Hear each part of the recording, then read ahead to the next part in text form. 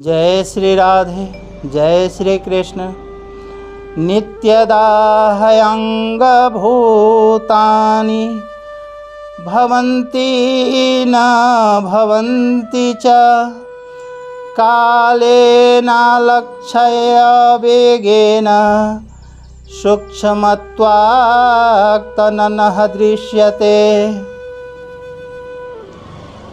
अर्थात यद्यपि प्रति क्षण ही शरीर की उत्पत्ति और नाश होता रहता है, तथापि काल की गति अत्यंत सूक्ष्म होने के कारण उसका प्रति क्षण उत्पन्न और नष्ट होना दिखाई नहीं देता। नानुशोचन्ति पंडिताः धीरस्तत्र न मुह्यति सम दुःखः सुखं धीरम। इन तीन जगह जिनको पंडित और धीर कहा है, उन्हीं को यहाँ तक तो दर्शी कहा गया है। येन सर्वमिदं ततं, ये पद गीता में 3 बार आए हैं। उसमें से यहाँ ये पद शरीर के लिए आए हैं कि इस शरीर से यह संपूर्ण संसार व्याप्त है। इस बात सांख्य योग की दृष्टि से कही गई है। दूसरी बार ये पद 8वें अध्याय के 22वें श्लोक में आए हैं। वहाँ कहा गया है कि जिस ईश्वर से यह संपूर्ण संसार व्याप्त है, वह अनन्य भक्ति से मिलता है। अतः भक्ति का वर्णन होने से उपर्युक्त पद ईश्वर के विषय में आए हैं। तीसरी बार ये पद 18वें अध्याय के 46वें श्लोक में आए हैं। वहाँ कहा गया है कि जिससे यह संपूर्ण संसार व्याप्त है, उसका चारों वर्ण अपने अपने कर्मों द्वारा पूजन करे। यह वर्णन भी भक्ति की दृष्टि से हुआ है। 9वें अध्याय के 4 श्लोक में राज विद्या का वर्णन करते हुए भगवान ने माया तत्मिदं सर्वम पदों से कहा है कि यह संपूर्ण संसार मेरे से व्याप्त है। इस प्रकार 3 जगह तो ये न पद देकर उसका तत्व को परोक्ष रूप से कहा है, और एक जगह अस्मत् शब्द माया देकर स्वयं भगवान ने अपरोक्ष रूप से अपनी बात कही है। भगवान ने गीता में जगह जगह शरीर को भी अव्यय कहा है और अपने को भी अव्यय कहा है।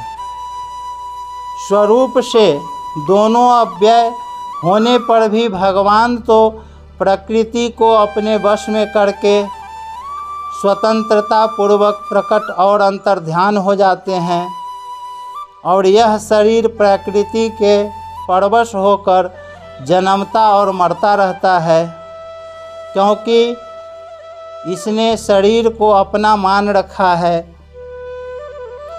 आरंभ में तो यह तत्व श्रद्धा का विषय है, पर आगे चलकर जब इसका प्रत्यक्ष अनुभव हो जाता है, तब यह श्रद्धा का विषय नहीं रहता। यहाँ तस्मात् पद युक्ति समझने में आया है, अर्थात युक्ति समझने में आ गई तो अब युद्ध करो। इसी तरह गीता में तस्मात् पद का प्रयोग प्रायः प्रकरण की समाप्ति पर अथवा युक्ति के समाप्ति पर किया गया है। जैसे दूसरे अध्याय के 3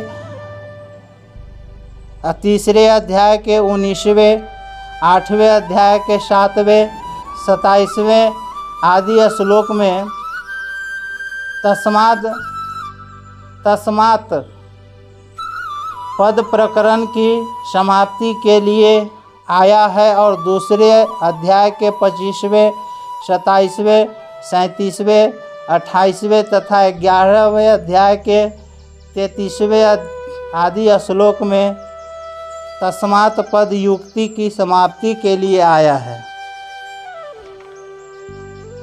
यहाँ एनम पद अन्वादेश में आया है, जिसका पहले वर्णन हो चुका है, जिसको दोबारा कहना अन्वादेश कहलाता है। पहले 17वें श्लोक में एक विषय को लेकर जिसका अस्य पद से वर्णन हुआ है, अब यहाँ दूसरे विषय को लेकर उसी तत्व को दोबारा कह रहे हैं, इसलिए यहाँ एनम पद का प्रयोग किया गया है। जायते है शीतः विपरीह नमते है वर्धते है पक्षीयते है विनश्यति है। यह शरीरी उत्पन्न नहीं होता, न जायते अजह उत्पन्न होकर विकारी सत्ता वाला नहीं होता। अयं भूत्वा भविता वा न भूयः यह बदलता नहीं। शाश्वतः यह बढ़ता नहीं। पुराणः यह छीन नहीं होता। नित्यः और यह मरता नहीं। न म्रियते हन्यमाने शरीरे। विवेक विचार पूर्वक देखा जाए तो आयु प्रति क्षण समाप्त हो रही है, अर्थात शरीर प्रति क्षण जीर्ण हो रहा है, प्रति क्षण मर रहा है। यह एक क्षण भी स्थिर नहीं है। जैसे जवान होने से बालकपन मर जाता है, तो वास्तव में वह बालकपन निरंतर मरता ही रहता है, परंतु उधर दृष्टि न होने से प्रति क्षण होने वाली मौत की तरफ ख्याल नहीं जाता। यही वास्तव में बेहोशी अपनी जानकारी का अनादर करने का तात्पर्य है कि हम जितना जानते हैं उसके अनुसार कार्य न करना।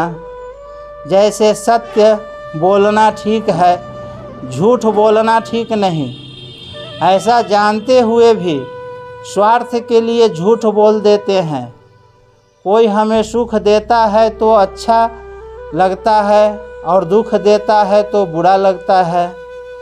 ऐसा जानते हुए भी अपने सुख के लिए दूसरों को दुख देते हैं।